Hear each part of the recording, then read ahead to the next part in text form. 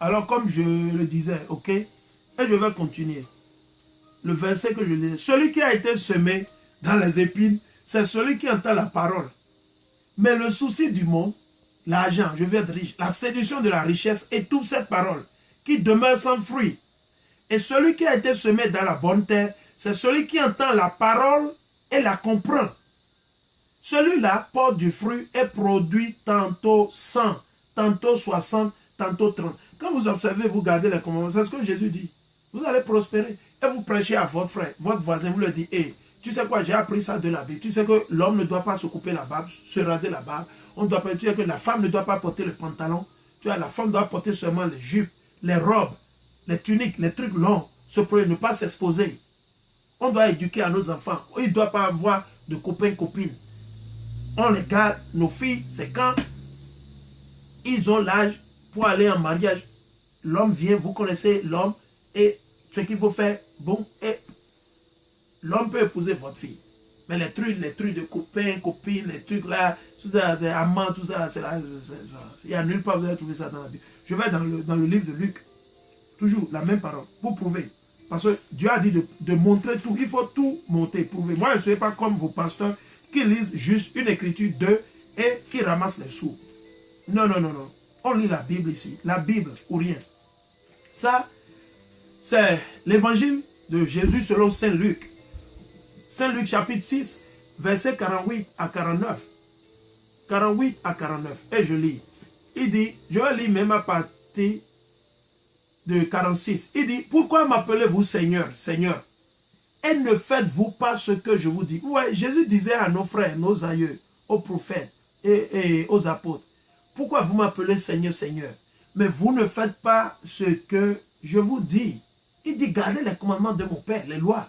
Mais on ne les garde pas, on n'observe pas le sabbat. Le samedi, maintenant, tout le monde est déchaîné. Dans les bars, dans les trucs, les enterrements par-ci, par-là, tout ça là. Tout ça là, c'est du business. Et c'est le truc de ce monde.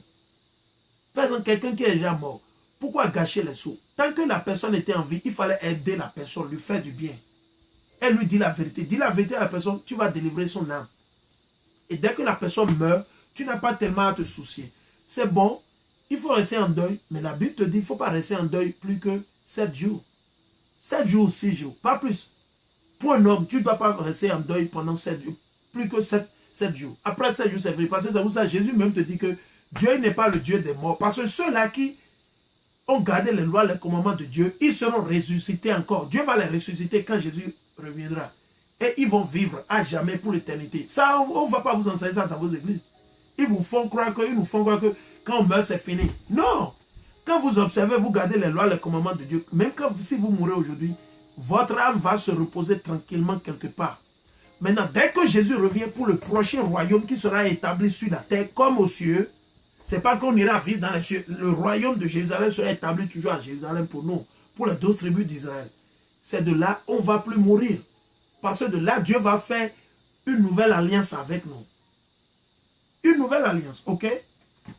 On ira ça. Ça, c'est une autre parenthèse. Je continue. Pourquoi m'appelez-vous Seigneur, Seigneur? Et ne faites pas ce que je dis. Il dit, quiconque vient à moi, écoute mes paroles et les met en pratique. Mettez les paroles de Dieu en pratique. C'est ce que Jésus disait.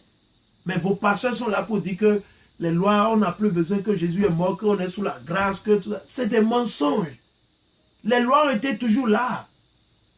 Allez lire dans le livre d'Apocalypse au chapitre 21 et 22. On va voir ce que Jésus a dit.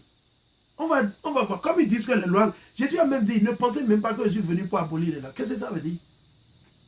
Et pourquoi ils font que mentir au peuple? Parce qu'ils savent que le peuple ne peut pas lire. La population, la pauvre population, ils n'ont pas accès à la Bible. Je comprends. C'est vraiment triste. C'est pour ça, vous qui êtes riches, qui avez l'argent, c'est un de ces dons qu'il vous fait. Permettez à nos frères et sœurs d'accéder à la Bible, de lire la Bible quotidiennement. C'est un livre d'histoire qui leur appartient. Mais à cause de nos péchés, nous avons tout perdu. C'est pour ça qu'on souffre. Il n'y a rien de compliqué. Hein? Il n'y a rien de compliqué. C'est un examen de conscience, hein, c'est tout.